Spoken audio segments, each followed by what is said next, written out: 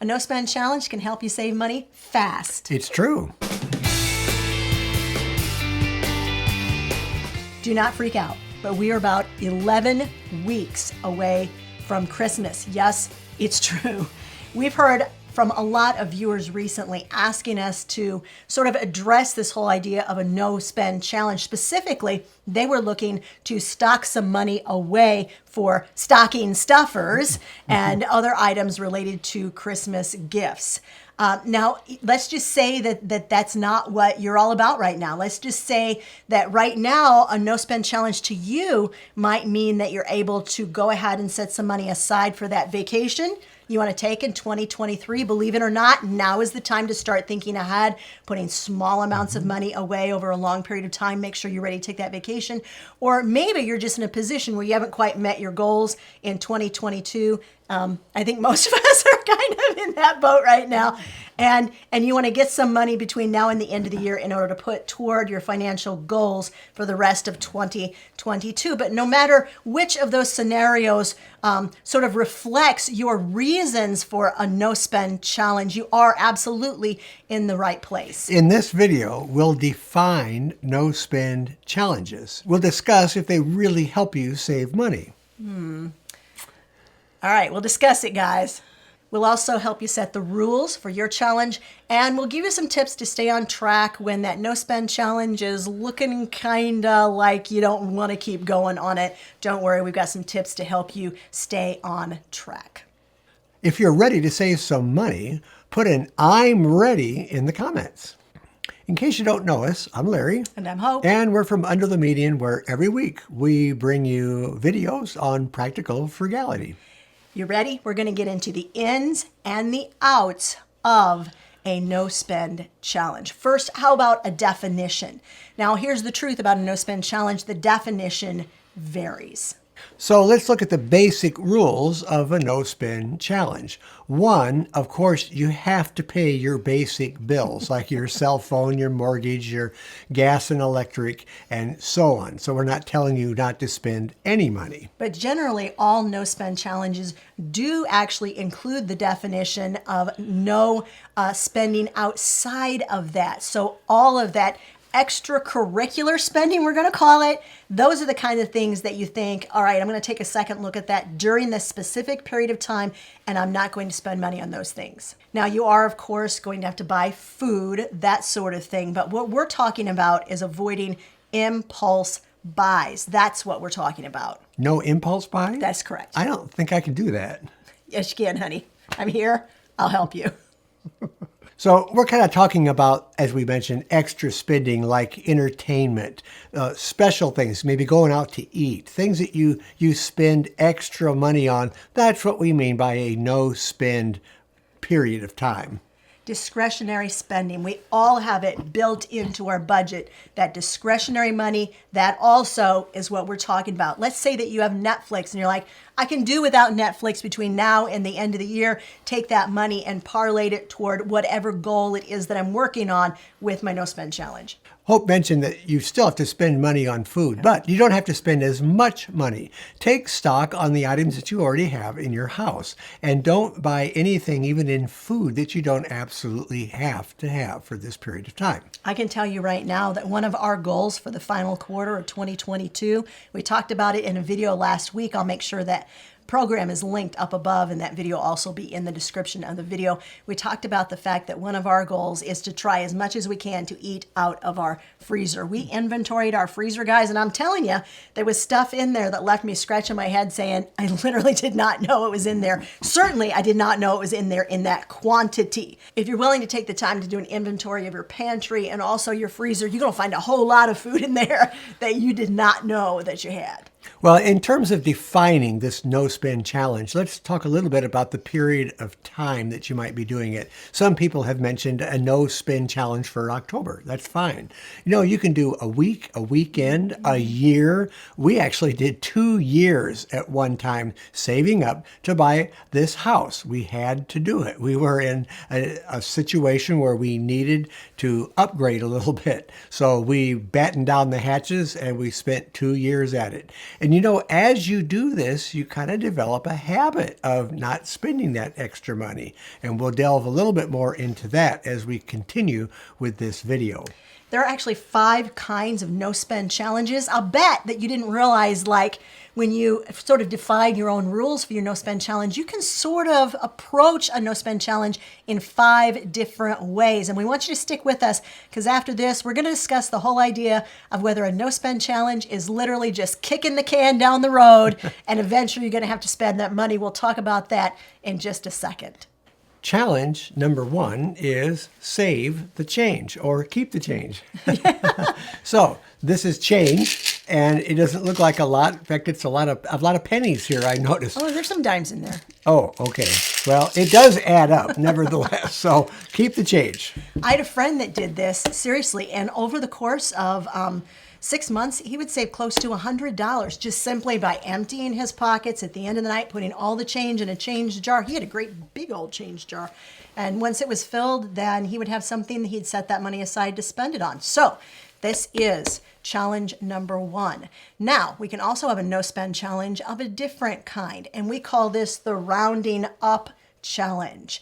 Now, some banks and credit unions will actually do this for you automatically. They offer it as a service. Whenever you pay a bill through your bank or credit union, they will round that bill amount up to the next highest dollar, and they will deposit that amount of money in a special account for you, and then you just allow that money to continue accruing. Sort of another way to look at the whole idea of keep the change. Another kind of challenge is the no eating out challenge. Now, we already touched on this. It simply means just what it says. You don't eat out for that period of time that you've set aside for this challenge. Now, the average family in America spends over $200 a month eating out. And when I looked that statistic up, I've looked it up several times, guys. I've always thought that it actually was probably higher than that. That seems awfully low to me. If you just simply choose to eat out maybe once a month instead of 4 times a month, that amount of money is going to add up super quickly for you.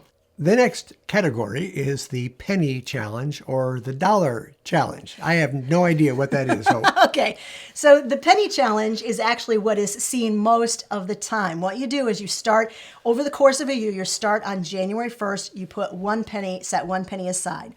On January 2nd, you put 2 pennies aside. On January 3rd, 3 pennies, and so on. Take a guess. Do you have any idea how much money you're going to save in the course of a year just by adding 1 more penny a day to the next 365 days? I don't know, but that bank teller is not going to like you. Over $660. No fooling. Tell us if you think that's sort of an interesting challenge, because I got to be honest. I think that kind of challenge is not only sort of fun, you can get your kids involved, get a little check-off list where they check off the pennies. They put the pennies, into a special bucket or a special glass container. We like glass because, you can see it. This is instantly edifying for us to be able to see the change in our change jar. Not nearly as edifying as not being able to see it. So make this a family type event, and I think this is the kind of savings challenge that's super appropriate for that. Another category for this challenge is the holiday savings challenge. And what a better time of the year than this for setting up something like that.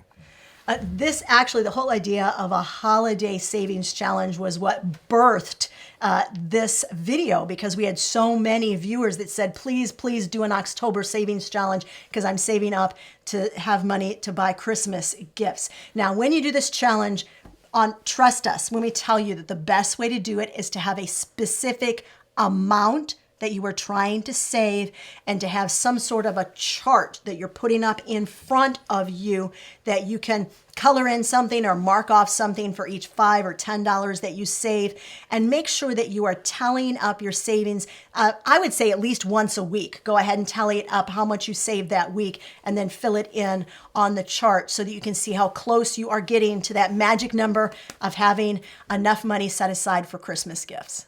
So out of all these challenges, we have the save the change, the rounding up, the penny challenge, and the holiday challenge. Which one sounds the most intriguing to you? Go ahead and comment in the comment section.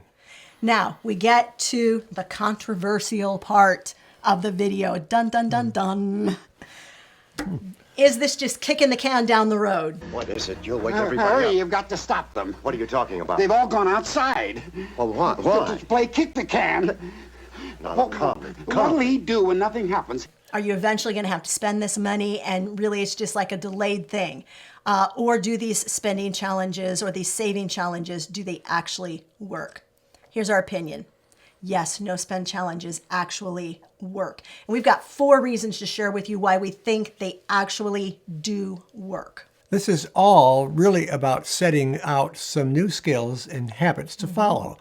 Once you start doing something a certain way, it's really easy to stay in that same groove. So when you're doing a no spend challenge, especially for a period like a month, that's a pretty substantial amount of time. You're actually setting a pattern that you get used to after a while, and then it becomes easier to not spend that money when you're not on the challenge. What will happen as you go through the next 30 days is you will actually come up with your own ways of not spending money, sort of ways that you think that go away. I'm not going to spend that money because we're going to tell you. So two things that make spending challenges, these are really important to make them successful. One, you have to know your why. You can't just be arbitrarily spending or saving money rather for the sake of saving money. And number 2, you need to have that goal amount written out. You need to have it in front of you and you need to be tracking it. We've talked about that a lot on this channel and with good reason, because once you write a goal down, you give yourself a time limit, you're 70% more likely to reach that goal than if you don't take those steps. So whatever you do, make sure that you are doing those 2 things, setting the amount you're going to save, the length of time you're going to save, and then you have that goal and you're going to write it down, put it where you can see it and track it. And the nice thing about this is once you've done a no spend challenge, you realize how much money that you're spending that you really don't need to.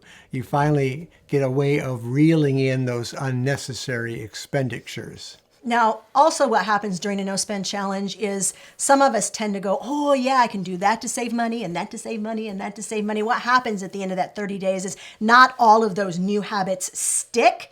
Some of them you will discard, so don't feel bad about doing that. But there are an awful lot of good habits you'll pick up in the next 30 days that you'll actually hang on to, and you'll continue to do those things after that period of no spend challenge. And that is why no spend challenges actually work. The final thing that makes this work is that you develop a can-do attitude. You finally realize, hey, I can do this. I can save money. I can start setting some goals and meeting them. And remember, it takes about a month, about 30 days to really set up a habit. So if you're doing a no-spend challenge for the month of October, by November, you should have some pretty good habits set in place. We know what a no-spend challenge is and what it isn't. We now know that there are 5 different types of no-spend challenges that you could actually set your sights on and decide to do. We also know why we think a no-spend challenge actually works. Now let's talk about tips to help you continue going forward on a no-spend challenge when you get halfway through the month and you think, this is a drag.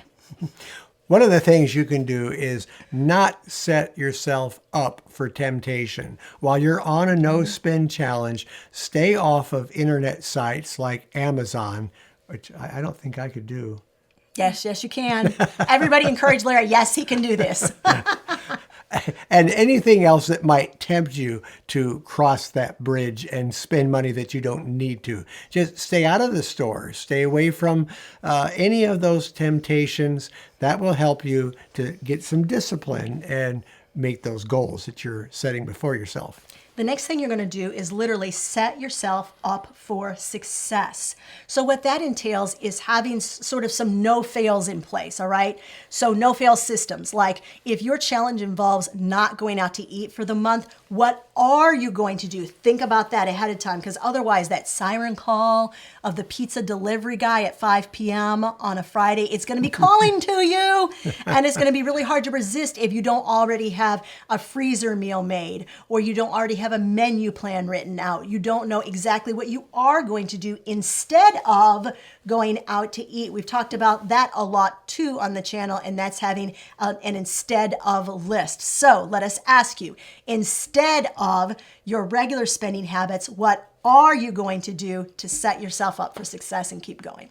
And along with that, find some things to do this month that don't cost money. Go to the library, borrow some books, read books you might already have in your house. I have lots of books already here that I haven't even touched. Find things to do with items you already own. Maybe repair some items that you have if they need some work on it. But find some things to do that won't cost you money by going out and spending it. The next tip for success that we actually alluded to a little bit earlier is make sure that you have a chart. It can be a one-page chart where you color in each day that you don't spend money. And you might also include on that page a place to put at the end of every week how much money you saved that week. Seeing that in print in front of your eyes is going to help you continue going forward when it becomes a drag. All right, let's just say that you're watching the video and you're like, I'm in. If you're in for the savings challenge, tell us in the comments section that you're in and you're ready to do this thing. Now, you might need some inspiration on ways that you can even cut your expenses back because you've not put thought into exactly how you're going to do that. We have an ebook that tells 10 ways that we radically reduced our expenses in order to meet great big goals on a lean budget, and it can be yours free. There's a link to request that ebook in the description of the video. You know, if you want to see what this whole idea of frugal living is all about, we did a video on 35 ways to save money in 1 week. And if you're interested in watching it, it's right over there.